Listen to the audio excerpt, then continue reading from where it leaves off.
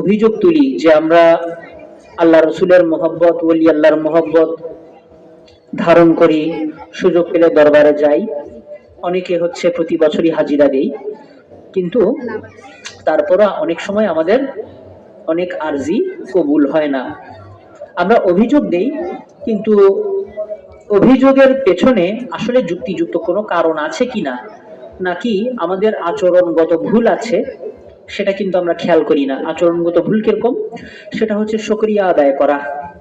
আল্লাহ পাক রব্বুল আলামিন আমাদেরকে নির্দেশনা দিয়ে দিয়েছেন যে বান্দা তুমি শুকর করো, আমি আল্লাহ তোমাকে আরো বাড়িয়ে দিব।